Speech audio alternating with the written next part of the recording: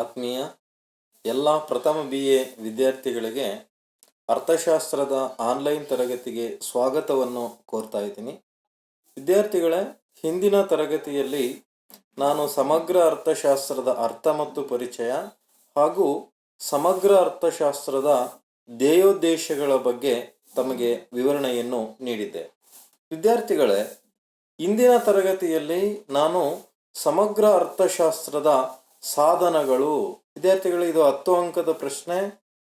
The investments of macro economics R instruments of macro economics, ಸಮಗ್ರ ಅರ್ಥಶಾಸ್ತ್ರದ ಸಾಧನಗಳ ಬಗ್ಗೆ ನಾವು ತಿಳ್ಕೊಳ್ತಾ ಹೋಗ್ತೀವಿ.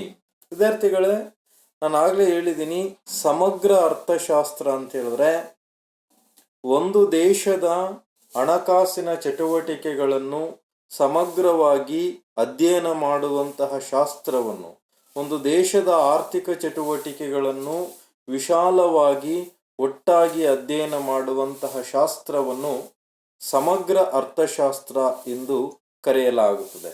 ನೋಡಿ, ಆರ್ಥಿಕ ವಿಶ್ಲೇಷಣೆಗಳನ್ನು, ಅದರಲ್ಲೂ ವಿಶೇಷವಾಗಿ ಸಮಗ್ರ ಆರ್ಥಿಕ ವಿಶ್ಲೇಷಣೆಗಳನ್ನು ಅಧ್ಯಯನ ಮಾಡಲು ಈ ಸಮಗ್ರ ಅರ್ಥಶಾಸ್ತ್ರದ ಸಾಧನಗಳು ಬಹಳ ಮುಖ್ಯವಾದಂತಹ ಪಾತ್ರವನ್ನು ವಹಿಸುತ್ತೆ.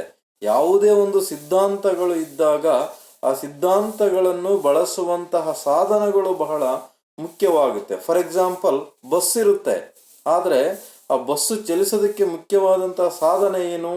ಯಂತ್ರೋಪಕರಣಗಳಾಗಿರ್ಬೋದು ಅಥವಾ ಮುಖ್ಯವಾಗಿ ಡ್ರೈವರ್ ಆಗಿರ್ಬೋದು. ಹೌದಾ? ಡ್ರೈವರ್ ಇಲ್ಲ ಅಂತ ಹೇಳಿದ್ರೆ ಬಸ್ ಚಲಿಸೋದಕ್ಕೆ ಸಾಧ್ಯತೆ ಇಲ್ಲ. ಹಾಗಾಗಿ ಒಂದು ದೇಶದ ಸಮಗ್ರ ಆರ್ಥಿಕ ಸಿದ್ಧಾಂತಗಳು ಅಳವಡಿಕೆ ಆಗಬೇಕಾದ್ರೆ ಆರ್ಥಿಕ ವ್ಯವಸ್ಥೆಯಲ್ಲಿ ಕೆಲವೊಂದು ಸಾಧನಗಳ ಮೂಲಕ ಸಮಗ್ರ ಅರ್ಥಶಾಸ್ತ್ರದ ಅಂಶಗಳು ಅಳವಡಿಕೆಯನ್ನು ಮಾಡೋದಕ್ಕೆ ಸಾಧ್ಯತೆ ಆಗುತ್ತೆ. ಈ ಒಂದು ನಿಟ್ಟಿನಲ್ಲಿ ಸಮಗ್ರ ಅರ್ಥಶಾಸ್ತ್ರದ ಸಾಧನಗಳು ದೇಶದ ಆರ್ಥಿಕ ವ್ಯವಸ್ಥೆಯಲ್ಲಿ ಬಹಳ ಮಹತ್ವಪೂರ್ಣವಾದಂತಹ ಪಾತ್ರವನ್ನು ವಹಿಸೋದನ್ನು ನಾವು ಕಾಣ್ತಾ ಹೋಗ್ತೀವಿ. ಇದ್ರ ಜೊತೆಗೆ ಈ ಸಮಗ್ರ ಅರ್ಥಶಾಸ್ತ್ರದ ಸಾಧನಗಳು ಏನಿದೆ, ಇವುಗಳನ್ನು ಅಧ್ಯಯನ ಮಾಡೋದ್ರಿಂದಾಗಿ ಸಮಗ್ರ ಅರ್ಥಶಾಸ್ತ್ರದ ಸ್ವರೂಪ ಮತ್ತು ಅದರ ವಿಷಯವನ್ನು ಪರಿಪೂರ್ಣವಾಗಿ ನಾವು ಅಭ್ಯಸಿಸಲು ತುಂಬಾ ಉಪಯೋಗ ಆಗುತ್ತೆ. ಹಾಗಾದ್ರೆ ಏನು ಸಮಗ್ರ ಅರ್ಥಶಾಸ್ತ್ರದ ಸಾಧನಗಳು? ಇವುಗಳನ್ನು ಮೂಲಭೂತ ಪರಿಕಲ್ಪನೆಗಳು ಅಂತೇಳಿ ಕರಿತೀವಿ. Basic concepts of macro economics R instruments of macro economics. ಸಮಗ್ರ ಅರ್ಥಶಾಸ್ತ್ರದ ಸಾಧನಗಳು ಅಥವಾ ಸಮಗ್ರ ಅರ್ಥಶಾಸ್ತ್ರದ ಪರಿಕಲ್ಪನೆಗಳು ಅಂತೇಳಿ ಕರಿತೀವಿ. ಇಂತಹ ಪರಿಕಲ್ಪನೆಗಳನ್ನು ನಾವು ಒಂದೊಂದಾಗಿಯೇ ಅಧ್ಯಯನ ಮಾಡ್ತಾ ಹೋದಾಗ ಮೊದಲನೇದಾದಂತಹದ್ದು ರಾಷ್ಟ್ರೀಯ ಆದಾಯ. ವಿದ್ಯಾರ್ಥಿಗಳೇ, ಯಾವುದೇ ಒಂದು ದೇಶದ ಆರ್ಥಿಕ ಅಭಿವೃದ್ಧಿಯನ್ನು, ಯಾವುದೇ ಒಂದು ದೇಶದ ಆರ್ಥಿಕ ಪ್ರಗತಿಯನ್ನು, ಯಾವುದೇ ಒಂದು ದೇಶ ಹಿಂದಿನ ವರ್ಷಕ್ಕಿಂತ ಈ ವರ್ಷ ಆದಂತಹ ಪ್ರಗತಿಯನ್ನು ತಿಳಿಯುವುದಕ್ಕೆ ಇರುವಂತಹ ಮುಖ್ಯವಾದಂತಹ ಅಂಶ ಅಂತ ಹೇಳಿದ್ರೆ ಅದು ರಾಷ್ಟ್ರೀಯ ಆದಾಯ ಆಗುತ್ತೆ. ರಾಷ್ಟ್ರೀಯ ಆದಾಯ ಅಂದ್ರೆ ಇಷ್ಟೇ, ಒಂದು ದೇಶದಲ್ಲಿ ಒಂದು ವರ್ಷದಲ್ಲಿ ಉತ್ಪಾದಿಸಲಾದ ಎಲ್ಲಾ ಸರಕು ಮತ್ತು ಸೇವೆಗಳ ಹಣರೂಪಿ ಮೌಲ್ಯವನ್ನು ರಾಷ್ಟ್ರೀಯ ಆದಾಯ ಅಂತೇಳಿ ಕರಿತೀವಿ. ಹಾಗಾಗಿ ರಾಷ್ಟ್ರೀಯ ಆದಾಯದ ಅಂಕಿಅಂಶಗಳೇನಿದಾವೆ ಇವು ದೇಶದ ಸಮಗ್ರ ಆರ್ಥಿಕ ಚಟುವಟಿಕೆಗಳನ್ನು ವಿವರಿಸಲು ಅಥವಾ ಅರ್ಥೈಸಲು ಸಹಾಯಕಾರಿ ಆಗಿದೆ. ರಾಷ್ಟ್ರೀಯ ಆದಾಯದ ಅಂಕಿಅಂಶಗಳಿಂದ ಆರ್ಥಿಕತೆಯ ಕಾರ್ಯನಿರ್ವಹಣೆಯನ್ನು ತಿಳಿಯುವುದಕ್ಕೆ ಇದು ಸಂಪೂರ್ಣವಾಗಿ ಉಪಯೋಗಕಾರಿ ಆಗುತ್ತೆ. ಹಾಗಾಗಿ ರಾಷ್ಟ್ರೀಯ ಆದಾಯವನ್ನು ಸಮಗ್ರ ಅರ್ಥಶಾಸ್ತ್ರದ ಒಂದು ಸಾಧನೆ ಅಂತೇಳಿ ನಾವು ಅರ್ಥೈಸ್ತಾ ಹೋಗ್ತೀವಿ. ನಾವು ರಾಷ್ಟ್ರೀಯ ಆದಾಯದಲ್ಲಿ ಪ್ರಮುಖವಾಗಿ 3 ಅಂಶಗಳನ್ನು ನಾವು ತಿಳ್ಕೊಳ್ತೀವಿ. ಆ 3 ಅಂಶಗಳು ಯಾವಪ್ಪ ಅಂತ ಹೇಳಿದ್ರೆ ನೋಡಿ, ರಾಷ್ಟ್ರೀಯ ಉತ್ಪನ್ನ ನ್ಯಾಷನಲ್ ಪ್ರಾಡಕ್ಟ್, ರಾಷ್ಟ್ರೀಯ ಲಾಭಾಂಶ national profit and national cost, ಆ, ರಾಷ್ಟ್ರೀಯ ವೆಚ್ಚ ಅಂತೇಳಿ 3 ಭಾಗಗಳಾಗಿ ನಾವು ವಿಂಗಡಣೆ ಮಾಡ್ತೀವಿ. ಇಲ್ಲಿ ರಾಷ್ಟ್ರೀಯ ಉತ್ಪನ್ನ ಅಂತ ಹೇಳಿದ್ರೆ ಇಷ್ಟೇ ನೋಡಿ. ಒಂದು ವರ್ಷದ ಅವಧಿಯಲ್ಲಿ ಒಂದು ದೇಶದಲ್ಲಿ ಉತ್ಪಾದಿಸಲಾದಂತಹ ಸರಕು ಮತ್ತು ಸೇವೆಗಳ ಹಣದ ಮೂಲಕ ವ್ಯವಹರಿಸುವುದನ್ನು ಒಳಗೊಂಡಿರುತ್ತೆ. ಆದರೆ ಇದು ಮುಖ್ಯವಾಗಿ ಕೆಲವೊಂದು ಹಣರಹಿತ ವಿನಿಮಯಗಳನ್ನು ಇದು ಬಳಕೆ ಆಗಲ್ಲ ಇದರಲ್ಲಿ ಅಂತ ಹೇಳಿದ್ರೆ. ಫಾರ್ ಎಕ್ಸಾಂಪಲ್, ನಾವು ಈ ರಾಷ್ಟ್ರೀಯ ಉತ್ಪನ್ನ ಅಂತ ಹೇಳಿದ್ರೆ ಒಂದು ದೇಶದಲ್ಲಿ ಒಂದು ವರ್ಷದಲ್ಲಿ ಉತ್ಪಾದಿಸಲಾದ ಸರಕು ಮತ್ತು ಸೇವೆಗಳ ಹಣದ ಮೂಲಕ ಲೆಕ್ಕ ಹಾಕಲಾದಂತಹ ಒಂದು ವಸ್ತು ವಿಷಯಗಳನ್ನು ಇದು ಒಳಗೊಂಡಿರುತ್ತೆ. ಆದರೆ ಹಣರಹಿತವಾಗಿ, ಉದಾಹರಣೆ ಹವ್ಯಾಸಕ್ಕಾಗಿ, ಬೇರೆಯವರ ಉಪಯೋಗಕ್ಕಾಗಿ ನಮ್ಮ ಹೊಲ ಅಥವಾ ನಮ್ಮ ಭೂಮಿ, ನಮ್ಮ ಕೈಗಾರಿಕೆ, ನಮ್ಮ ಉದ್ಯಮ ಸಂಸ್ಥೆಯಲ್ಲಿ ನಾವೇ ಮಾಡಿದಂತಹ ಒಂದು ಕೆಲಸವನ್ನು ಈ ರಾಷ್ಟ್ರೀಯ ಆದಾಯದಲ್ಲಿ ನಾವು ಸೇರ್ಪಡೆಗೊಳಿಸೋದಿಲ್ಲ. ಎರಡನೇದಾಗಿ ರಾಷ್ಟ್ರೀಯ ಲಾಭಾಂಶ ಅಂತೇಳಿ ಕರಿತೀವಿ. ನ್ಯಾಷನಲ್ ಡಿವೈಡೆಂಟ್ ಆರ್ ಪ್ರಾಫಿಟೈಸೇಷನ್ ಅಂತೇಳಿ ಕರಿತೀವಿ. ರಾಷ್ಟ್ರೀಯ ಆದಾಯವನ್ನು ಸೃಷ್ಟಿಸುವಂತಹ ಪ್ರಕ್ರಿಯೆಯಲ್ಲಿ ಉತ್ಪಾದನಾಂಗಗಳಿಗೆ ನಗದು ರೂಪದಲ್ಲಿ ಮತ್ತು ವಸ್ತು ರೂಪದಲ್ಲಿ ದೊರಕಿರುವ ಎಲ್ಲ ಆದಾಯಗಳನ್ನು ಇದೊಳಗೊಂಡಿರುತ್ತೆ. ನೋಡಿ, ಆ ರಾಷ್ಟ್ರೀಯ ಉತ್ಪನ್ನ ಕೇವಲ ಹಣದ ಮೂಲಕ ವ್ಯವಹರಿಸುವಂತಹದ್ದೊಳಗೊಂಡ್ರೆ, ರಾಷ್ಟ್ರೀಯ ಲಾಭಾಂಶ ಹಣದ ಜೊತೆಗೆ ನಾವು ಏನಾದರೂ ಕೆಲಸ ಮಾಡಿದ್ರೆ ಬೇರೆಯವರು ವಸ್ತು ರೂಪದಲ್ಲಿ ನಮ್ಗೆ ಏನಾದರೂ ಕೊಟ್ಟರೆ ಕೂಲಿಯನ್ನು, ಅದನ್ನೂ ಸಹ ರಾಷ್ಟ್ರೀಯ ಲಾಭಾಂಶವು ಒಳಗೊಂಡಿರುತ್ತೆ. ಇದು ರಾಷ್ಟ್ರೀಯ ಆದಾಯದ ಒಂದು ಭಾಗ. ಕೊನೆಯದಾಗಿ ರಾಷ್ಟ್ರೀಯ ವೆಚ್ಚ ಅಂತೇಳಿ ಕರಿತೀವಿ. ರಾಷ್ಟ್ರೀಯ ವೆಚ್ಚ ಅಂತ ಹೇಳಿದ್ರೆ ಇಷ್ಟೇ, ಒಂದು ದೇಶದಲ್ಲಿ ಒಂದು ವರ್ಷದಲ್ಲಿ ಆ ದೇಶದಲ್ಲಿರುವಂಥ ಎಲ್ಲ ಜನರು ಸರಕು ಮತ್ತು ಸೇವೆಗಳನ್ನು ಒಂದು ವರ್ಷದಲ್ಲಿ ಕೊಂಡುಕೊಳ್ಳೋದಕ್ಕೆ ಮಾಡುವಂತಹ ವೆಚ್ಚವನ್ನು ರಾಷ್ಟ್ರೀಯ ವೆಚ್ಚ, ನ್ಯಾಷನಲ್ ಎಕ್ಸ್ಪೆಂಡಿಚರ್ ಅಂತೇಳಿ ಕರಿತೀವಿ. ಈ ವೆಚ್ಚವನ್ನು ನಾವು ರಾಷ್ಟ್ರೀಯ ವೆಚ್ಚ ಅಂತೇಳಿ ಕರಿತೀವಿ. ನಾನು ಈಗಾಗಲೇ ನಿಮ್ಗೆ ಹೇಳಿದ್ದೀನಿ, ರಾಷ್ಟ್ರೀಯ ಆದಾಯವನ್ನು 3 ವಿಧಾನಗಳ ಮೂಲಕ ಅಳತೆ ಮಾಡ್ತೀವಿ. ಉತ್ಪನ್ನದ ವಿಧಾನ, ಅದನ್ನೇ ನಾವು ರಾಷ್ಟ್ರೀಯ ವೆಚ್ಚ ಅಂತೇಳಿ ಕರಿತೀವಿ. ಎರಡನೇದಾಗಿ ಆದಾಯದ ವಿಧಾನ, ಇಲ್ಲಿದೆ, ಅದೇ ರಾಷ್ಟ್ರೀಯ ಲಾಭಾಂಶ. ಮೂರನೇದಾಗಿ ವೆಚ್ಚದ ವಿಧಾನ, ಈ ರಾಷ್ಟ್ರೀಯ ವೆಚ್ಚ.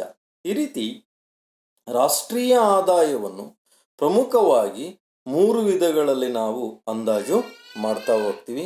ವಿದ್ಯಾರ್ಥಿಗಳೇ, ರಾಷ್ಟ್ರೀಯ ಆದಾಯದ ಎರಡನೆಯದಾದಂತಹ ಒಂದು ಪರಿಕಲ್ಪನೆ ಅಂತ ಹೇಳಿದ್ರೆ ಉದ್ಯೋಗ. ಉದ್ಯೋಗ ಯಾವುದೇ ಒಂದು ದೇಶದ ಆರ್ಥಿಕ ವ್ಯವಸ್ಥೆಯಲ್ಲಿ ಉದ್ಯೋಗಾವಕಾಶಗಳ ಪಾತ್ರ ಬಹಳ ಮಹತ್ವಪೂರ್ಣವಾದದ್ದು ಆಗಿರುತ್ತೆ. ಯಾಕಪ್ಪ ಅಂತ ಹೇಳಿದ್ರೆ, ಯಾವುದೇ ಒಂದು ದೇಶದಲ್ಲಿ ಉತ್ಪಾದನಾ ಚಟುವಟಿಕೆಗಳು ಸಮರ್ಪಕವಾಗಿ ನಡೆದಾಗ ಆ ದೇಶದಲ್ಲಿ ಉದ್ಯೋಗಾವಕಾಶಗಳು ತೀವ್ರ ಮಟ್ಟದಲ್ಲಿ ಹೆಚ್ಚಿ ಆ ದೇಶದ ಉತ್ಪಾದನಾ ಚಟುವಟಿಕೆಗಳಲ್ಲಿ ಬದಲಾವಣೆಯನ್ನು ಕಾಣೋದಕ್ಕೆ ಸಾಧ್ಯತೆ ಆಗುತ್ತೆ. ಹಾಗಾಗಿ ಉದ್ಯೋಗದಲ್ಲಿ ಶ್ರಮಿಕರ ನೇಮಕಾತಿ ಆಗಿರ್ಬೋದು, ಅಥವಾ ವಿವಿಧ ರೀತಿಯಾದಂಥ ಕೆಲಸಗಾರರ ಬಳಕೆ ಆಗಿರ್ಬೋದು, ಉತ್ಪಾದನಾ ಪ್ರಕ್ರಿಯೆಯಲ್ಲಿ ಕೆಲಸಗಾರರು ಭಾಗವಹಿಸುವಂಥ ಪ್ರಮಾಣ ಆಗಿರ್ಬೋದು, ಕೆಲಸಗಾರರ ಗುಣಮಟ್ಟ ಆಗಿರ್ಬೋದು, ಇವೆಲ್ಲವುಗಳು ಸಹ ಉದ್ಯೋಗಕ್ಕೆ ಸಂಬಂಧಿಸಿದಂತೆ ಬಹಳ ಮುಖ್ಯವಾದ ಪಾತ್ರವನ್ನು ವಹಿಸುತ್ತೆ. ಇದು ಸಮಗ್ರ ಅರ್ಥಶಾಸ್ತ್ರದ ಒಂದು ಪ್ರಮುಖವಾದಂತಹ ಪರಿಕಲ್ಪನೆ.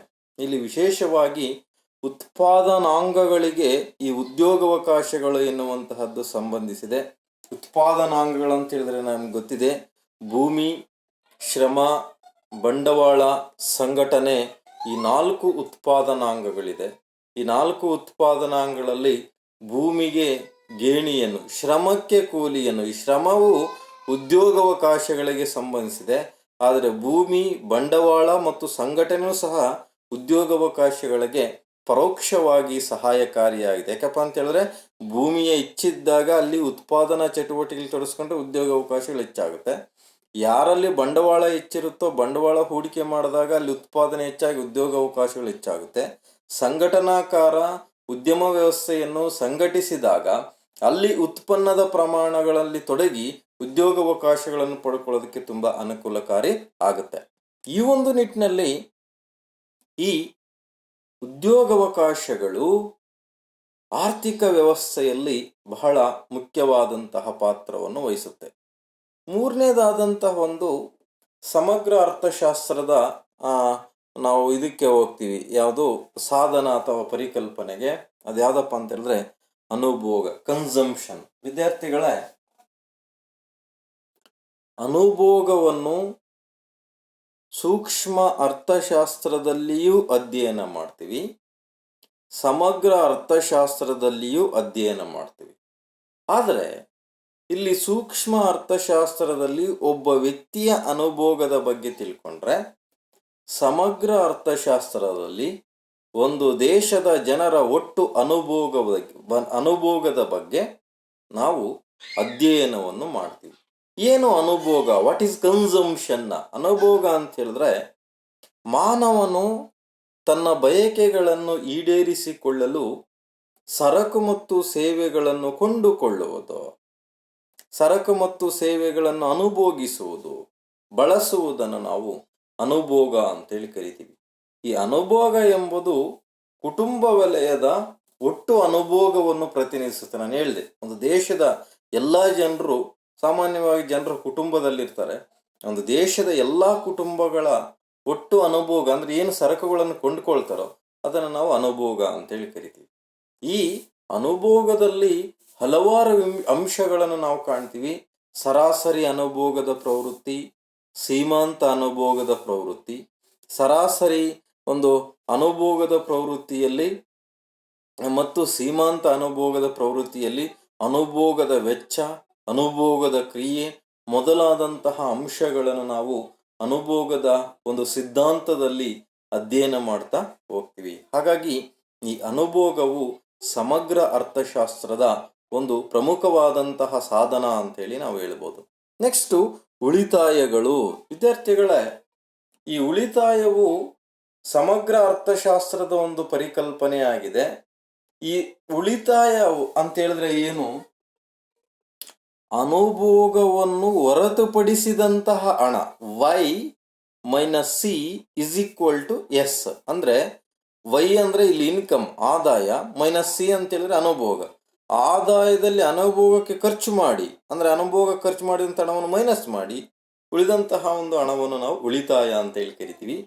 ಇಲ್ಲಿ ಸಮಗ್ರ ಅರ್ಥಶಾಸ್ತ್ರದಲ್ಲಿ ಉಳಿತಾಯ ಅಂತ ಹೇಳಿದ್ರೆ ಅರ್ಥವ್ಯವಸ್ಥೆಯ ಸಮುದಾಯದ ಉಳಿತಾಯ. ನೋಡಿ, ಒಂದು ದೇಶದ ಒಟ್ಟು ಜನಸಂಖ್ಯೆಯಲ್ಲಿ ಏನು ನಿರ್ದಿಷ್ಟ ಪ್ರದೇಶಗಳಿರುತ್ತೋ ಆ ಪ್ರದೇಶದ ಜನರು ಎಷ್ಟು ಪ್ರಮಾಣದಲ್ಲಿ ಉಳಿತಾಯ ಮಾಡುವ ಸಾಮರ್ಥ್ಯವನ್ನು ಹೊಂದಿದ್ದಾರೆ ಎಂಬುದನ್ನು ಉಳಿತಾಯಗಳಲ್ಲಿ ನಾವು ಕಾಣ್ತೀವಿ. ಉಳಿತಾಯವು ಒಟ್ಟು ಆದಾಯ ಮತ್ತು ಒಟ್ಟು ಅನುಭೋಗಕ್ಕೆ ಸಮನಾಗಿರುತ್ತೆ. ಕೆಲವೊಬ್ಬ ಅರ್ಥಶಾಸ್ತ್ರಜ್ಞರುಗಳ ಪ್ರಕಾರ ಉಳಿತಾಯದ ಒಂದು ಸೂತ್ರ ಏನಪ್ಪ ಅಂತ ಹೇಳಿದ್ರೆ ನಾನು ಈಗಾಗಲೇ ಹೇಳಿದ್ದೀನಿ, ಉಳಿತಾಯ ಇಸ್ ಈಕ್ವಲ್ ಟು ಒಟ್ಟು ಆದಾಯ ಮೈನಸ್ ಒಟ್ಟು ಅನುಭೋಗ. C S is equal to Y minus C. ಇಲ್ಲಿ ಉಳಿತಾಯದಲ್ಲೂ ಅಷ್ಟೇ ಸರಾಸರಿ ಉಳಿತಾಯದ ಪ್ರವೃತ್ತಿ, ಸೀಮಾಂತ ಉಳಿತಾಯದ ಪ್ರವೃತ್ತಿ. ನೋಡಿ, ಸರಾಸರಿ ಉಳಿತಾಯದ ಪ್ರವೃತ್ತಿ ಅಂತ ಹೇಳಿದ್ರೆ ಒಂದು ನಿರ್ದಿಷ್ಟ ಆದಾಯದಲ್ಲಿ ಎಷ್ಟು ಉಳಿತಾಯ ಮಾಡ್ತಾರೆ ಅನ್ನೋದನ್ನು ನಾವು ಸರಾಸರಿ ಉಳಿತಾಯದ ಪ್ರವೃತ್ತಿ ಅಂತೇಳಿ ಕೇಳಿದ್ರೆ, ಅದೇ ರೀತಿ ಅನುಭೋಗದಲ್ಲಿ ನಾವು ನೋಡಿದ್ರೆ ಒಂದು ನಿರ್ದಿಷ್ಟ ಅನುಭೋಗದಲ್ಲಿ ಎಷ್ಟು ಪ್ರಮಾಣದ ಹಣವನ್ನು ಅನುಭೋಗಕ್ಕೆ ವೆಚ್ಚ ಮಾಡ್ತೀವಿ ಅನ್ನೋದನ್ನು ನಾವು ಸರಾಸರಿ ಅನುಭೋಗದ ಪ್ರವೃತ್ತಿ ಅಂತೇಳಿ ಕರಿತೀವಿ. ಸೀಮಾಂತ ಅನುಭೋಗದ ಪ್ರವೃತ್ತಿ ಅಂತ ಹೇಳಿದ್ರೆ ಆದಾಯವು ಹೆಚ್ಚಿದಾಗ ಎಷ್ಟು ಪ್ರಮಾಣದಲ್ಲಿ ಉಳಿತಾಯ ಹೆಚ್ಚಾಗುತ್ತೆ ಅನ್ನೋದನ್ನು ನಾವು ಸೀಮಾಂತ ಉಳಿತಾಯದ ಪ್ರವೃತ್ತಿಯಲ್ಲಿ ಅಧ್ಯಯನ ಮಾಡ್ತೀವಿ. ಇದು ಉಳಿತಾಯದ ಬಗ್ಗೆ ಇರುವಂತಹ ಒಂದು ಮಾಹಿತಿ. ವಿದ್ಯಾರ್ಥಿಗಳೇ, ನಾವು ನೆಕ್ಸ್ಟ್ 5ನೇದಾದಂತಹ ಒಂದು ಅಂಶ, ನಾನು ಇನ್ನೊಂದು ಹೇಳಿದೆ, ಹೂಡಿಕೆ ಇದೆ. ಇಲ್ಲೊಂದು ನಾನು ನೋಡಲಿಲ್ಲ, ಇಲ್ಲಿದೆ ನೋಡಿ, ಹೂಡಿಕೆ. 5ನೇದಾಗಿ ಹೂಡಿಕೆ ಅಂತ ಹೇಳಿದ್ರೆ ಸಮಗ್ರ ಅರ್ಥಶಾಸ್ತ್ರದಲ್ಲಿ ಹೂಡಿಕೆಯು ಒಂದು ಬಹಳ ಮಹತ್ವಪೂರ್ಣವಾದಂತಹ ಅಂಶ ಆಗಿದೆ. ಹೂಡಿಕೆ ಅಂತ ಹೇಳಿದ್ರೆ ಇಷ್ಟೇ, ಉದ್ಯಮದಾರರು ಅಥವಾ ವ್ಯಾಪಾರಿಗಳು ಅಥವಾ ಯಾವುದೇ ಒಬ್ಬ ವ್ಯಕ್ತಿ ಅಥವಾ ಜನರು ಪ್ರತಿಫಲವನ್ನು ಪಡೆಯಲು, ಆದಾಯವನ್ನು ಗಳಿಸಲು ವೆಚ್ಚ ಮಾಡಬೇಕಾದಂತಹ ಹಣವನ್ನು ಹೂಡಿಕೆ ಅಂತೇಳಿ ಕರಿತೀವಿ. ಈ ಹೂಡಿಕೆಯಲ್ಲಿ ವ್ಯಾಪಕವಾಗಿ ಎರಡು ವಿಧಗಳನ್ನು ಕಾಣ್ತೀವಿ: ಸ್ವತಂತ್ರ ಹೂಡಿಕೆ ಮತ್ತು ಪ್ರೇರಿತ ಹೂಡಿಕೆ. ಸ್ವತಂತ್ರ ಹೂಡಿಕೆ ಅಂತ ಹೇಳಿದ್ರೆ ಇಲ್ಲಿ ಈ ಸ್ವತಂತ್ರ ಹೂಡಿಕೆಯು ಯಾವುದೇ ಒಂದು ಬೇರೊಂದು ಅಂಶಗಳ ಪ್ರಭಾವಕ್ಕೆ ಒಳಗಾಗಲ್ಲ. ಫಾರ್ ಎಕ್ಸಾಂಪಲ್, ಆದಾಯ ಇಲ್ಲದೆ, ಆದಾಯವನ್ನು ಅವಲಂಬಿಸದೆ, ಬಡ್ಡಿಯ ದರವನ್ನು ಅವಲಂಬಿಸದೆ ಹೂಡಿಕೆಯನ್ನು ಮಾಡಿದ್ರೆ ನಾವು ಸ್ವತಂತ್ರ ಹೂಡಿಕೆ, ಇಂಡಿಪೆಂಡೆಂಟ್ ಇನ್ವೆಸ್ಟ್ಮೆಂಟ್ ಅಂತೇಳಿ ಕರಿತೀವಿ, ಆಟೋನಮಸ್ ಇನ್ವೆಸ್ಟ್ಮೆಂಟ್ ಅಂತೇಳಿ ಕರಿತೀವಿ. ಪ್ರೇರಿತ ಹೂಡಿಕೆ ಅಂತ ಹೇಳಿದ್ರೆ ಇದು ಸಂಪೂರ್ಣವಾಗಿ ಬಡ್ಡಿಯ ದರಗಳು, ಇದು ಸಂಪೂರ್ಣವಾಗಿ ಆದಾಯ, ಇದು ಸಂಪೂರ್ಣವಾಗಿ ಲಾಭಗಳು ಮತ್ತು ಬೇಡಿಕೆಯನ್ನು ಆಧರಿಸಿ, ನೋಡಿ ಅಲ್ಲಿ ನಿರೀಕ್ಷೆ ಮಾಡಿ ಹೂಡಿಕೆಯನ್ನು ಮಾಡಿದ್ರೆ ಅದು ಪ್ರೇರಿತ ಹೂಡಿಕೆ ಆಗುತ್ತೆ. ಗೊತ್ತಾಯ್ತಾ? ಈ ಹೂಡಿಕೆಯು ಸಮಗ್ರ ಅರ್ಥಶಾಸ್ತ್ರದ ಒಂದು ಪ್ರಮುಖವಾದಂತಹ ಸಾಧನ ಆಗಿದೆ ಅಂತೇಳಿ ನಾವು ಹೇಳ್ಬೋದು. ನೆಕ್ಸ್ಟು 6ನೇದಾದಂಥ ಅಂಶ ಸರ್ಕಾರದ ವೆಚ್ಚ. ಸರ್ಕಾರದ ವೆಚ್ಚ ಅಂತೇಳಿ ಕರಿತೀವಿ. ವಿದ್ಯಾರ್ಥಿಗಳೇ, ಗೌರ್ಮೆಂಟ್ ಎಕ್ಸ್ಪೆಂಡಿಚರ್. ಸರ್ಕಾರವು ಅನುಭೋಗದ ಮೇಲೆ ವೆಚ್ಚವನ್ನು ಮಾಡುತ್ತದೆ, ಹೂಡಿಕೆಯನ್ನು ಕೈಗೊಳ್ಳುತ್ತೆ. ಇವೆರಡನ್ನು ಸೇರಿ ಸರ್ಕಾರಿ ವೆಚ್ಚ ಅಂತೇಳಿ ಕರಿತೀವಿ. ಅನುಭೋಗದ ವೆಚ್ಚ ಮತ್ತು ಹೂಡಿಕೆ ವೆಚ್ಚ. ಹೇಗೆ ಇದು ಸರ್ಕಾರಿ ವೆಚ್ಚ ಆಗುತ್ತೆ ಅಂತ ಹೇಳಿದ್ರೆ, ನೋಡಿ, ಸರ್ಕಾರ ಏನು ಮಾಡುತ್ತಪ್ಪ ಅಂತ ಹೇಳಿದ್ರೆ ನನಗೆ ಸರ್ಕಾರವು ಒಂದು ದೇಶದಲ್ಲಿ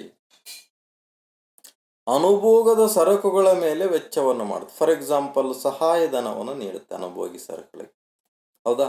ಅಂದರೆ ನಾವು ಬಳಸುವಂಥ ಕೆಲವೊಂದು ಸರಕುಗಳಿಗೆ ಸಹಾಯಧನವನ್ನು ಸಬ್ಸಿಡಿಯನ್ನು ನೀಡ್ತಾ ಹೋಗುತ್ತೆ. ಅದು ಅನುಭೋಗದ ಮೇಲೆ. ಹೂಡಿಕೆಯ ಮೇಲೆ ಹೇಗೆ ನೋಡಿ, ಸರ್ಕಾರ ಉತ್ಪಾದನಾ ಚಟುವಟಿಕೆಗಳಿಗೆ ಯಾರಾದರೂ ಬಂಡವಾಳವನ್ನು ಹೂಡಿಕೆ ಮಾಡಲಿದ್ರೆ ಅವರಿಗೆ ಸಬ್ಸಿಡಿ ದರದಲ್ಲಿ ಲೋನ್ಸ್ ಅನ್ನು ಪ್ರೊವೈಡ್ ಮಾಡುತ್ತೆ. 1,00,000 ಸಾಲ ತಗೊಳ್ಳೋದು, 60,000 ಕಟ್ಟೋದು, ಈ 40,000 ಸಬ್ಸಿಡಿ, ಅದು ಸರ್ಕಾರಕ್ಕೆ ಹೊರೆ ಆಗುತ್ತೆ. ಈ ರೀತಿ ಹೂಡಿಕೆಯ ಮೇಲೆ ಮತ್ತು ಅನುಭೋಗದ ಚಟುವಟಿಕೆಗಳೆರಡರ ಮೇಲೂ ಸಹ ಸರ್ಕಾರವು ವೆಚ್ಚವನ್ನು ಮಾಡುತ್ತೆ.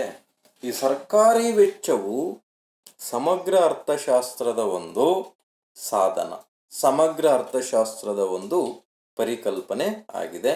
ಸಮಗ್ರ ಅರ್ಥಶಾಸ್ತ್ರವನ್ನು ಅಧ್ಯಯನ ಮಾಡಬೇಕಾದ್ರೆ ನಾವು ಸರ್ಕಾರದ ವೆಚ್ಚವನ್ನು ಪರಿಗಣನೆ ಮಾಡಬೇಕಾಗುತ್ತೆ. ನೆಕ್ಸ್ಟ್, ಕುಟುಂಬಗಳ ವಲಯ. ವಿದ್ಯಾರ್ಥಿಗಳೇ, ಕುಟುಂಬ ವಲಯವು ಸಮಗ್ರ ಅರ್ಥಶಾಸ್ತ್ರದ ಮೂಲಾಧಾರನೆ ಅಂತೇಳಿ ಹೇಳ್ಬೋದು. ಯಾಕೆಂತ ಹೇಳಿದ್ರೆ ಸಮಗ್ರ ಅರ್ಥಶಾಸ್ತ್ರದ ಪ್ರಮುಖವಾದಂತಹ ಪರಿಕಲ್ಪನೆಗಳಾದ ಉತ್ಪಾದನೆ, ಉದ್ಯೋಗ, ಆದಾಯ, ಬೆಲೆ, ಬೇಡಿಕೆ, ಲಾಭ ಇವೆಲ್ಲವುಗಳು ಸಹ ಬರುವಂತಹದ್ದು ಕುಟುಂಬ ವಲಯಗಳು. ಕುಟುಂಬ ವಲಯಗಳು ಉತ್ಪಾದನಾಂಗಗಳನ್ನು ಪೂರೈಕೆ ಮಾಡುತ್ತೆ. ಕುಟುಂಬ ವಲಯವು ಉತ್ಪಾದನಾಂಗಗಳಿಗೆ ಪ್ರತಿಫಲಗಳನ್ನು ಪಡೆಯುತ್ತೆ.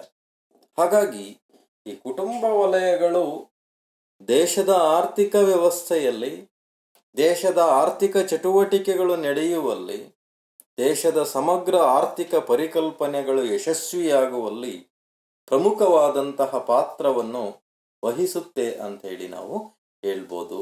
ನೆಕ್ಸ್ಟು, ಉದ್ಯಮ ಸಂಸ್ಥೆಗಳು, ಫರ್ಮ್ಸ್. ವಿದ್ಯಾರ್ಥಿಗಳೇ, ಉದ್ಯಮ ಸಂಸ್ಥೆಗಳೇ ಬೇರೆ, ಕೈಗಾರಿಕೆಗಳೇ ಬೇರೆ. ನೋಡಿ, ಈ ಉದ್ಯಮ ಸಂಸ್ಥೆಗಳು ಹಲವು, ಕೈಗಾರಿಕೆಗಳು ಹಲವು ಉದ್ಯಮ ಘಟಕಗಳನ್ನು ಒಳಗೊಂಡಂತ ಒಂದು ಸಮೂಹ. ಉದಾಹರಣೆ, ಸಿಮೆಂಟ್ ಕೈಗಾರಿಕೆ ಅಂತೇಳಿ ತಿಳ್ಕೊಂಡ್ರೆ ಸಿಮೆಂಟ್ ಅನ್ನು ಉತ್ಪಾದಿಸುವ ಹಲವು ಕಂಪನಿಗಳನ್ನು ಒಳಗೊಂಡಿರ್ತದೆ. ಎಲ್ಲನ್ನು ಸೇರಿಸಿ ನಾವು ಉದ್ಯಮ ಸಂಸ್ಥೆಗಳು, ಕೈಗಾರಿಕೆ ಅಂತೇಳಿ ಕರಿತೀವಿ. ಹೀಗೆ ಕೈಗಾರಿಕೆಯ ಒಂದು ಭಾಗ ಉದ್ಯಮ ಸಂಸ್ಥೆ, ಕೈಗಾರಿಕೆಯ ಒಂದು ಭಾಗ ಉದ್ಯಮ ಸಂಸ್ಥೆ. ಉದ್ಯಮ ಸಂಸ್ಥೆಗಳ ವಲಯ ಏನಿದೆ, ಇದು ಉತ್ಪಾದನಾ ಚಟುವಟಿಕೆಯನ್ನು ನಿರ್ವಹಣೆ ಮಾಡುತ್ತೆ. ಅಂದರೆ ಉದ್ಯಮ ವಲಯವು ಕುಟುಂಬ ವಲಯದಿಂದ ಉತ್ಪಾದನಾಂಗಗಳನ್ನು ಪಡೆದು, ಭೂಮಿ, ಶ್ರಮ, ಬಂಡವಾಳ, ಸಂಘಟನೆಯನ್ನು ಪಡೆದು, ಆ ಸಂಘಟನೆಗೆ ಪ್ರತಿಫಲವಾಗಿ, ಆ ಉತ್ಪಾದನಾಂಗಗಳಿಗೆ ಪ್ರತಿಫಲವಾಗಿ ಉತ್ಪಾದನಾಂಗಗಳನ್ನು ಉದ್ಯಮ ವಲಯವು ಕುಟುಂಬ ವಲಯದಿಂದ ಪಡೆದು, ಆ ಉತ್ಪಾದನಾಂಗಗಳಿಗೆ ಪ್ರತಿಫಲಗಳಾದಂತಹ ಗೇಣಿ, ಕೂಲಿ, ಬಡ್ಡಿ ಮತ್ತು ಲಾಭಗಳನ್ನು ಹಂಚಿಕೆ ಮಾಡುತ್ತೆ. ಯಾವುದು ಯಾವುದು ಉದ್ಯಮ ವಲಯ. ಯಾರಿಗೆ? ಕುಟುಂಬ ವಲಯಕ್ಕೆ. ಏನನ್ನು ಪಡೆದು? ಉತ್ಪಾದನಾಂಗಗಳನ್ನು ಪಡೆದು ಉತ್ಪಾದನಾಂಗಗಳ ಪ್ರತಿಫಲಗಳನ್ನು ಅದು ನೀಡುತ್ತೆ. ಅದೇ ರೀತಿ ಈ ಉದ್ಯಮ ವಲಯವು ತನ್ನಲ್ಲಿ ಉತ್ಪಾದಿಸಿದಂತಹ ವಸ್ತುಗಳನ್ನು ಕುಟುಂಬ ವಲಯಕ್ಕೆ ಮಾರಾಟ ಮಾಡಿ ಆದಾಯವನ್ನು ಅಥವಾ ಲಾಭವನ್ನು ಪಡೆಯುತ್ತೆ. ಹೀಗೆ ಉತ್ಪಾದನಾ ಚಟುವಟಿಕೆಗಳಲ್ಲಿ ಒಂದು ಬಾರಿ ಆದಾಯವು ಕುಟುಂಬ ವಲಯದಿಂದ ಉದ್ಯಮ ವಲಯದಿಂದ ಕುಟುಂಬ ವಲಯಕ್ಕೆ ಉತ್ಪಾದನಾಂಗಗಳ ಪ್ರತಿಫಲಗಳ ಮೂಲಕ ಪಾವತಿಯಾದರೆ, ಅದೇ ಆದಾಯ ಕುಟುಂಬ ವಲಯದಿಂದ ಉದ್ಯಮ ವಲಯಕ್ಕೆ ಸರಕುಗಳನ್ನು ಕೊಂಡುಕೊಳ್ಳುವ ವೆಚ್ಚದ ರೂಪದಲ್ಲಿ ಅಥವಾ ಬೆಲೆಯ ರೂಪದಲ್ಲಿ ಉದ್ಯಮ ವಲಯಕ್ಕೆ ಪಾವತಿ ಆಗ್ತದೆ. ಇದನ್ನು ನಾವು ಉದ್ಯಮ ಸಂಸ್ಥೆಗಳು ಅಂತೇಳಿ ಕರಿತೀವಿ. ಈ ಕುಟುಂಬ ವಲಯ ಮತ್ತು ಉದ್ಯಮ ಸಂಸ್ಥೆಗಳು ಒಂದೇ ನಾಣ್ಯದ ಎರಡು ಮುಖಗಳು. ಯಾಕಪ್ಪ ಅಂತ ಹೇಳಿದ್ರೆ, ಕುಟುಂಬಕ್ಕೆ ಬೇಕಾದಂತಹ ಆದಾಯವನ್ನು, ಸರಕುಗಳನ್ನು ಉದ್ಯಮ ವಲಯ ಪೂರೈಕೆ ಮಾಡಿದ್ರೆ, ಕುಟುಂಬ ವಲಯವು ಉದ್ಯಮ ವಲಯಕ್ಕೆ ಬೇಕಾದಂತಹ ಉತ್ಪಾದನಾಂಗಗಳನ್ನು ಮತ್ತು ಆ ಸರಕುಗಳಿಗೆ ಮಾರುಕಟ್ಟೆಯನ್ನು ಸೃಷ್ಟಿಸುವ ಕಾರ್ಯವನ್ನು ಮಾಡುತ್ತೆ. ನೆಕ್ಸ್ಟ್, ಆರ್ಥಿಕ ವಲಯ, ಎಕನಾಮಿಕ್ ಸೆಕ್ಟರ್ಸ್ ಅಂತೇಳಿ ಕರಿತೀವಿ. ವಿದ್ಯಾರ್ಥಿಗಳೇ, ಜೀವನೋಪಾಯಕ್ಕಾಗಿ ಜನರು ಒಂದು ಅಥವಾ ಹೆಚ್ಚಿನ ಸಂಖ್ಯೆಯಲ್ಲಿ ಚಟುವಟಿಕೆಯಲ್ಲಿ ತೊಡಗಿ ಉದ್ಯೋಗದಲ್ಲಿ ನಿರತರಾಗಿರ್ತಾರೆ. ಸಾಮಾನ್ಯವಾಗಿ ಜನರು ವಿವಿಧ ಕ್ಷೇತ್ರಗಳಲ್ಲಿ, ವಿವಿಧ ಚಟುವಟಿಕೆಗಳಲ್ಲಿ ಒಂದು ದೇಶದ ಜನರು ತೊಡಕೊಂಡಿರ್ತಾರೆ. ಒಂದು ದೇಶದ ಎಲ್ಲ ಚಟುವಟಿಕೆಗಳನ್ನು ಮುಖ್ಯವಾಗಿ ಮೂರು ಭಾಗ ಮಾಡ್ತೀವಿ, ಮೂರು ವಲಯಗಳು. ಯಾವುದೇ ಒಂದು ದೇಶದ ಆರ್ಥಿಕ ಚಟುವಟಿಕೆಗಳನ್ನು ಮೂರು ವಲಯಗಳಾಗಿ ವಿಂಗಡಣೆ ಮಾಡ್ತೀವಿ. We have to divide in any economic activities of a country is 3 sectors. They are primary, secondary and tertiary sector. ನೋಡಿ, ಮೂರು ವಲಯಗಳು ಯಾವಪ್ಪ ಅಂತ ಹೇಳಿದ್ರೆ ಪ್ರಾಥಮಿಕ ವಲಯ, ಕೈಗಾರಿಕಾ ವಲಯ ಮತ್ತು ಸೇವಾ ವಲಯ ಅಂತೇಳಿ ಕರಿತೀವಿ. ಈ ಮೂರು ವಲಯಗಳು ಸಮಗ್ರ ಅರ್ಥಶಾಸ್ತ್ರದ ಒಂದು ಪ್ರಮುಖವಾದಂಥ ಅಂಶಗಳಿದೆ. ನೋಡಿ, ಪ್ರಾಥಮಿಕ ವಲಯ ಅಂತ ಹೇಳಿದ್ರೆ ಕೃಷಿ ಮತ್ತು ಅದಕ್ಕೆ ಸಂಬಂಧಿಸಿದ ಚಟುವಟಿಕೆಗಳನ್ನು ಒಳಗೊಂಡಂತಹ ವಲಯವನ್ನು ಪ್ರಾಥಮಿಕ ವಲಯ ಅಂತೇಳಿ ಕರಿತೀವಿ. ದ್ವಿತೀಯ ವಲಯ ಅಂತ ಹೇಳಿದ್ರೆ, ಮಾಧ್ಯಮಿಕ ವಲಯ ಅಂತ ಹೇಳಿದ್ರೆ ಕೈಗಾರಿಕೆ ಮತ್ತು ಅದಕ್ಕೆ ಸಂಬಂಧಿಸಿದಂತಹ ಚಟುವಟಿಕೆಗಳು. ಸೇವಾ ವಲಯ ಅಂತ ಹೇಳಿದ್ರೆ ಈ ಕೃಷಿ ಮತ್ತು ಕೈಗಾರಿಕೆಯನ್ನು ಬಿಟ್ಟು ಉಳಿದೆಲ್ಲ ಚಟುವಟಿಕೆಗಳನ್ನು ನಾವು ಏನಂತೇಳಿ ಕರಿತೀವಿ? ಸೇವಾ ವಲಯ ಅಂತೇಳಿ ಕರಿತೀವಿ. ಉದಾಹರಣೆ, ಈ ಕೃಷಿ ಸಂಬಂಧಿಸಿದ ಚಟುವಟಿಕೆಗಳು ಪ್ರಾಥಮಿಕ ವಲಯ. ಇದು ನಮ್ಮ ದೇಶದಲ್ಲಿ ಇಲ್ಲಿ ಯಾವ ರೀತಿ ನಾವು ಪ್ರಾಥಮಿಕ, ಮಾಧ್ಯಮಿಕ, ತೃತೀಯ ವಲಯ ಅಂತೇಳಿ ಪರಿಗಣನೆ ಮಾಡ್ತೀವಿ ಅಂತ ಹೇಳಿದ್ರೆ, ಯಾವುದೇ ಒಂದು ದೇಶದಲ್ಲಿ ಹೆಚ್ಚಿನ ಜನರು ಯಾವ ವಲಯವನ್ನು ಅವಲಂಬಿಸಿರ್ತಾರೋ ಆ ವಲಯವನ್ನು ಪ್ರಾಥಮಿಕ ವಲಯ ಅಂತೇಳಿ ಕರಿತೀವಿ. ಫಾರ್ ಎಕ್ಸಾಂಪಲ್, ನಮ್ಮ ದೇಶದಲ್ಲಿ ಹೆಚ್ಚಿನ ಜನರು ಕೃಷಿ ವಲಯವನ್ನು ಅವಲಂಬಿಸಿದ್ದಾರೆ, ಹಾಗಾಗಿ ನಮ್ಮ ದೇಶದಲ್ಲಿ ಪ್ರಾಥಮಿಕ ವಲಯ ಕೃಷಿ ವಲಯ ಆಗಿದೆ. ಆದರೆ ಅಮೇರಿಕ, ಇಂಗ್ಲೆಂಡ್, ಫ್ರಾನ್ಸ್ ಮುಂತಾದಂಥ ರಾಷ್ಟ್ರಗಳಲ್ಲಿ ಹೆಚ್ಚಿನ ಜನರು ಕೈಗಾರಿಕಾ ವಲಯವನ್ನು ಅವಲಂಬಿಸಿದ್ದಾರೆ. ಹಾಗಾಗಿ ಆ ದೇಶದಲ್ಲಿ ಕೈಗಾರಿಕೆಯು ಪ್ರಾಥಮಿಕ ವಲಯ ಆಗಿರುತ್ತೆ. ಗೊತ್ತಾಯ್ತಾ? ಹಾಗಾಗಿ ಒಂದು ದೇಶದ ಆರ್ಥಿಕ ಚಟುವಟಿಕೆಗಳ ಆಧಾರದ ಮೇಲೆ ಮೂರು ವಲಯಗಳನ್ನು ವರ್ಗೀಕರಣ ಮಾಡ್ತೀವಿ. ನಮ್ಮ ದೇಶದಲ್ಲಿ ಪ್ರಾಥಮಿಕ ವಲಯ ಕೃಷಿ ವಲಯ, ದ್ವಿತೀಯ ವಲಯ ಕೈಗಾರಿಕಾ ವಲಯ, ತೃತೀಯ ವಲಯ ಸೇವಾ ವಲಯ. ಹಾಗಾದ್ರೆ ಸೇವಾ ವಲಯದಲ್ಲಿ ಯಾವ್ಯಾವ ಬರುತ್ತೆ? ಸಾರಿಗೆ, ಸಂಪರ್ಕ, ಬ್ಯಾಂಕಿಂಗ್, ವಿಮೆ, ವಿಜ್ಞಾನ ಮತ್ತು ತಂತ್ರಜ್ಞಾನ, ಸಂಶೋಧನೆ ಮತ್ತು ಆವಿಷ್ಕಾರ, ಶಿಕ್ಷಣ, ಆರೋಗ್ಯ, ನೈರ್ಮಲ್ಯ, ಕುಡಿಯುವ ನೀರು, ವಿದ್ಯುತ್ ಶಕ್ತಿ, ಇವೆಲ್ಲವುಗಳನ್ನು ನಾವು ಸೇವಾ ವಲಯಗಳು ಅಂತೇಳಿ ಕರಿತೀವಿ. ಗೊತ್ತಾಯ್ತಾ? ಹಾಗಾಗಿ ಈ ಆರ್ಥಿಕ ವಲಯಗಳು ಒಂದು ದೇಶದ ಸಮಗ್ರ ಅರ್ಥಶಾಸ್ತ್ರದ ಪ್ರಮುಖವಾದಂತಹ ಪರಿಕಲ್ಪನೆಗಳು ಆಗಿದೆ. ವಿದ್ಯಾರ್ಥಿಗಳೇ, ಇನ್ನೊಂದಿದೆ ಇಲ್ಲಿ ವಿದೇಶಿ ಅಥವಾ ಬಾಹ್ಯ ವಲಯ ಅಂತೇಳಿ. ಈ ಬಾಹ್ಯ ವಲಯವು ವಿದೇಶಿ ವ್ಯಾಪಾರ ಅಥವಾ ಅಂತಾರಾಷ್ಟ್ರೀಯ ವ್ಯಾಪಾರಕ್ಕೆ ಸಂಬಂಧಪಟ್ಟಿದೆ. ಒಂದು ದೇಶವು ಜಗತ್ತಿನ ಇತರೆ ಸಾರ್ವಭೌಮ ಅಥವಾ ಸ್ವತಂತ್ರ ರಾಷ್ಟ್ರಗಳೊಂದಿಗೆ ನಡೆಸುವಂತಹ ವ್ಯಾಪಾರ ವ್ಯವಹಾರಗಳನ್ನು ನಾವು ವಿದೇಶಿ ವ್ಯಾಪಾರ ಅಂತೇಳಿ ಕರಿತೀವಿ. ಈ ವಿದೇಶಿ ವ್ಯಾಪಾರವು ಬಾಹ್ಯ ವಲಯದಲ್ಲಿ ಬರುವುದನ್ನು ನಾವು ನೋಡ್ತೀವಿ. ಇಲ್ಲಿ ಬಾಹ್ಯ ವಲಯದಲ್ಲಿ ಆಮದುಗಳು, ರಫ್ತುಗಳು, ವಿದೇಶಿ ವಿನಿಮಯ ಮಾರುಕಟ್ಟೆ, ವಿದೇಶಿ ವಿನಿಮಯ ದರದ ನಿರ್ಧಾರ, ಇವೆಲ್ಲವೂ ವಿದೇಶಿ ವಿನಿಮಯ ದರದ ಸಿದ್ಧಾಂತಗಳು, ಇವೆಲ್ಲವುಗಳ ಬಗ್ಗೆ ನಾವು ಅಧ್ಯಯನ ಮಾಡ್ತೀವಿ. ಈ ಬಾಹ್ಯ ವಲಯನೂ ಸಹ ಒಂದು ಸಮಗ್ರ ಅರ್ಥಶಾಸ್ತ್ರದ ಪರಿಕಲ್ಪನೆ ಆಗಿದೆ. ನೆಕ್ಸ್ಟು 10ನೇದಾಗಿ ಬೆಲೆಯ ಮಟ್ಟ. ನೋಡಿ, ಸರಕುಗಳ ಸಾರ್ವತ್ರಿಕ ಬೆಲೆಯ ಮಟ್ಟವು ಸಮಗ್ರ ಅರ್ಥಶಾಸ್ತ್ರದ ಒಂದು ಪರಿಕಲ್ಪನೆ ಆಗಿದೆ. ಇಲ್ಲಿ ಸರಕುಗಳ ಸಾರ್ವತ್ರಿಕ ಬೆಲೆಯ ಮಟ್ಟವನ್ನು ಗಮನಿಸಿದಾಗ ಇಲ್ಲಿ ಬೆಲೆಯ ಸೂಚ್ಯಾಂಕವನ್ನು ಅಧ್ಯಯನ ಮಾಡ್ತೀವಿ. ಬೆಲೆಯ ಸೂಚ್ಯಾಂಕ ಅಂದ್ರೆ ಇಷ್ಟೇ. ಹಿಂದೆ ಬೇಸ್ ಇಯರ್, ಮೂಲ ವರ್ಷ, ಆಧಾರ ವರ್ಷ, ಹಿಂದಿನ ವರ್ಷ. ಒಂದು ನಿರ್ದಿಷ್ಟ ವಸ್ತುವಿನ ಬೆಲೆಗಳು ಹಿಂದಿನ ವರ್ಷದಲ್ಲಿ ಎಷ್ಟಿತ್ತು, ಈಗ ಎಷ್ಟಿದೆ. ಯಾವುದೊಂದು ವಸ್ತು ತಗೊಳ್ಳೋದು, ಪೆನ್ ತಗೊಳ್ಳಿ, ಇದು 2010ನೇ ಇಸ್ವಿಯಲ್ಲಿ ಎಷ್ಟಿತ್ತು, ದಟ್ ಈಸ್ ಬೇಸ್ ಇಯರ್. ಆಧಾರ ವರ್ಷ, ಮೂಲ ವರ್ಷ ಅಂತ ಹೇಳಿ ಕರಿತೀವಿ.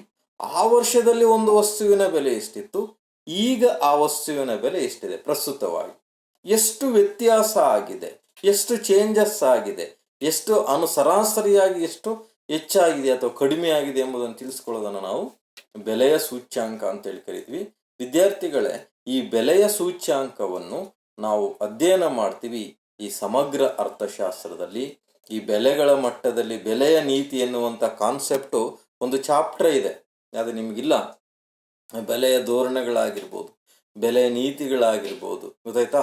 ಇದರಲ್ಲಿ ಸಾಕಷ್ಟು ವಿಧಗಳು, ಬೆಲೆಯ ಸ್ಥಿರತೆಯ ಪರಿಕಲ್ಪನೆ ಆಗಿರ್ಬೋದು, ವಿಷಯಗಳು ಬರುತ್ತೆ. ಇದು ಒಟ್ಟು ಸಮಗ್ರ ಅರ್ಥಶಾಸ್ತ್ರದ ಒಂದು ಪ್ರಮುಖವಾದಂತಹ ಪರಿಕಲ್ಪನೆ ಆಗಿದೆ. ನೆಕ್ಸ್ಟು ಸಮಗ್ರ ಬೇಡಿಕೆ.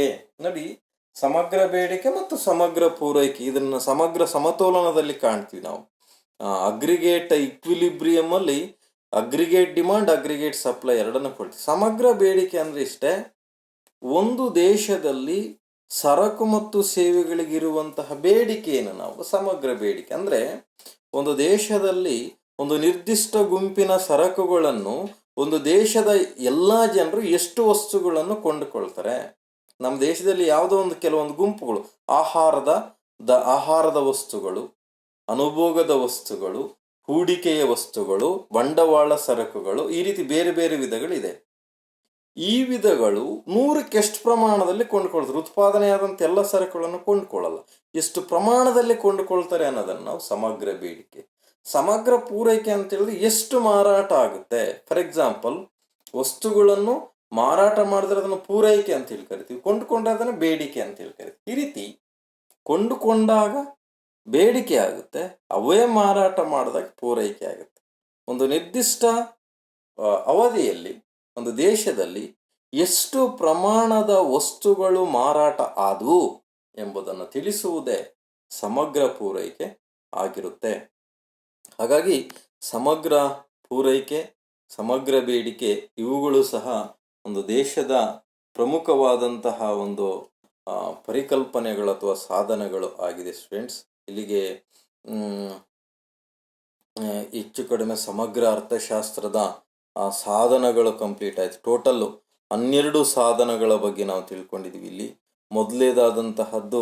ಮೊದಲನೇದಾದಂತಹದ್ದು ರಾಷ್ಟ್ರೀಯ ಆದಾಯ ಆಗಿರ್ಬೋದು, ಎರಡನೇದಾದಂತಹದ್ದು ಉದ್ಯೋಗದ ಬಳಕೆ, ಮೂರನೇದಾದಂತಹದ್ದು ಅನುಭೋಗ, ಉಳಿತಾಯಗಳು, ಹೂಡಿಕೆ, ಅದೇ ರೀತಿ ಯಾವುದು ಸರ್ಕಾರಿ ವೆಚ್ಚ, ಕುಟುಂಬ ವಲಯ, ಉದ್ಯಮ ಸಂಸ್ಥೆಗಳು, ಆರ್ಥಿಕ ವಲಯಗಳು, ಅದೇ ರೀತಿ ಬೆಲೆಯ ಮಟ್ಟ, ಸಮಗ್ರ ಬೇಡಿಕೆ ಮತ್ತು ಸಮಗ್ರ ಪೂರೈಕೆ. ವಿದ್ಯಾರ್ಥಿಗಳೇ, ಇಲ್ಲಿ ಸಾಮಾನ್ಯ ಸಮತೋಲನ ಅಂಥೇಳಿ ಬರುತ್ತೆ ಸಮಗ್ರ ಅರ್ಥಶಾಸ್ತ್ರ. ಜನರಲ್ ಇಕ್ವಿಲಿಬ್ರಿಯಂ ಎನ್ನುವಂಥ ಒಂದು ಕಾನ್ಸೆಪ್ಟ್ ಬರುತ್ತೆ. ಆ ಸಾಮಾನ್ಯ ಸಮತೋಲನ ಆಗಬೇಕಾದ್ರೆ ಸಮಗ್ರ ಬೇಡಿಕೆ ಮತ್ತು ಸಮಗ್ರ ಪೂರೈಕೆಗಳು ಇಲ್ಲಿ ಬಹಳ ಮುಖ್ಯವಾದಂತಹ ಪಾತ್ರವನ್ನು ವಹಿಸುತ್ತೆ. ಯಾವ ಬಿಂದುವಿನಲ್ಲಿ ಸಮಗ್ರ ಬೇಡಿಕೆಯ ರೇಖೆ ಸಮಗ್ರ ಪೂರೈಕೆಯ ರೇಖೆ ಛೇದಿಸುತ್ತೋ ಆ ಬಿಂದುವನ್ನು ನಾವು ಸಮಗ್ರ ಸಮತೋಲನದ ಬಿಂದು ಅಂತೇಳಿ ಕರಿತೀವಿ. ಸಾರ್ವತ್ರಿಕ ಸಮತೋಲನದ ಬಿಂದು ಅಂತೇಳಿ ಕರಿತೀವಿ. DDSS. ಯಾವ ಒಂದು ಬಿಂದುವಿನಲ್ಲಿ DD ರೇಖೆಯು ಡಿಮಾಂಡ್ ಕರ್ವ್ SS ರೇಖೆಯನ್ನು ಕಟ್ ಮಾಡುತ್ತೋ ಅದನ್ನು ನಾವೇನಂತೇಳಿ ಕರಿತೀವಿ? ಸಮಗ್ರ ಸಾರ್ವತ್ರಿಕ ಸಮತೋಲನ ಅಂತೇಳಿ ಕರಿತೀವಿ. ಇಷ್ಟೆಲ್ಲಿ ಸ್ಟೂಡೆಂಟ್ಸ್, ಮುಂದಿನ ತರಗತಿಯಲ್ಲಿ ನಾನು ಸಮಗ್ರ ಅರ್ಥಶಾಸ್ತ್ರದ ಮಹತ್ವದ ಬಗ್ಗೆ ಅಧ್ಯಯನ ಮಾಡ್ತೀನಿ, ತಿಳಿಸ್ತೀನಿ ನಿಮಗೆ. ಅಲ್ಲಿವರೆಗೂ ಧನ್ಯವಾದಗಳು. ನಾನೀಗ ಏನು ಪಾಯಿಂಟ್ ಹೇಳಿದ್ದೀನೋ ಅವುಗಳನ್ನು ನೀವು ನೀಟಾಗಿ ಓದ್ಕೊಳ್ಳಿ, ಚೆನ್ನಾಗಿ ಸ್ಟಡಿ ಮಾಡಿ. ಹೆಚ್ಚು ಕಡಿಮೆ ನಾನು ಈ ಒಂದು ವಿಡಿಯೋ ಕ್ಲಾಸ್ಗಳಲ್ಲೇ ಎಷ್ಟೋ ಸಿಲೆಬಸ್ ಕಂಪ್ಲೀಟ್ ಮಾಡ್ತೀನಿ. ಎಲ್ಲರಿಗೂ ಧನ್ಯವಾದಗಳು.